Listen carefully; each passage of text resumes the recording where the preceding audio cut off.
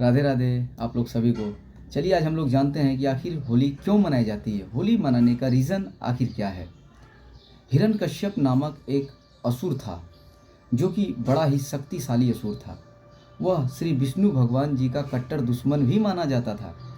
वो चाहता था कि हमेशा लोग उसकी गुणगान करते रहे, उसे भगवान माने। लेकिन उसी के पुत्र प्रहलाद जी, भक्त प्रहलाद जी कभी भी उसे भगवान नहीं मानते थे, कभी भी नहीं स्वीकार किए थे। वो हमेशा श्री विष्णु भगवान के ही जाप करते रहते थे, जिससे हिरण्यकश्यप बड़ा ही क्रोधित रहा करता था। वह बहुत बार प्रयास करता है प्रहलाद जी को क्षति पहुंचाने का, लेकिन वो कभी भी क्षति पहुंचा नहीं सकता है।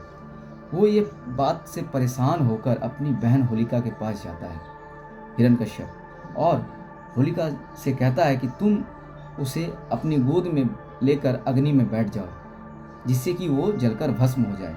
अब जो कि होलिका को ऐसा वरदान था कि वो अग्नि उसे स्पर्श भी नहीं कर सकती है, अग्नि उसकी कोई क्षति नहीं पहुंचा सकती है। फिर क्या, होलिका प्रहलाद को जी को लेकर वो अग्नि में बैठ जाती है, और सभी लोग ये देखकर त्राहिमाम कर रहे होते हैं, क्योंकि सभी बड़ा भक्त प्रहलाद को सभी मानते हैं, आदर करते हैं। लेकिन देखिए, वो सुने ना कहावत, जाके राखो सायं मार सके ना कोई।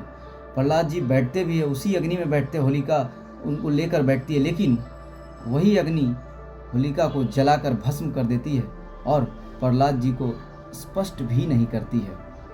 प्रहलाद जी श्री विष्णु जी के नाम ले लेकर उस अग्नि से भी अच्छी तरीक़ा से निकल आते हैं बाहर। ये सारा दृश्य अपने आँखों से वो असुर देखता है हिरण्यकश्यप, लेकिन फिर भी वो अब तो था असुर, तो असुर ही होता है। उसके आँखों के सामने बुराई के ऊपर अच्छाई का विजय होता है, लेकिन फिर भी वो ये बात नहीं मानता है। और तभी से लोग उस दिन को होलिका दहन के रूप में मानने लगे, और उसके अगले ही प्रातःकाल से होली मनाने लगे, एक दूसरे को रंग लगाने लगे और कई प्रकार के विभिन्न पकवान बनाकर एक दूसरे को खिलाने लगे। इससे भाईचारा बढ़ने लगा लोगों में, और वही प्रक्रिया अभी भी चल रहा है।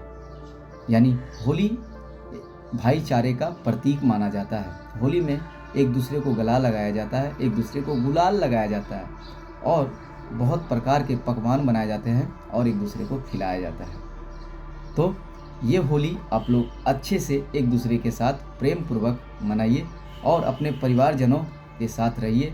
और मैं उम्मीद करता हूँ कि हम लोग सभी इस होली के पावन अवसर पर एक दूसरे के साथ अच्छा विचार भी बांटेंगे।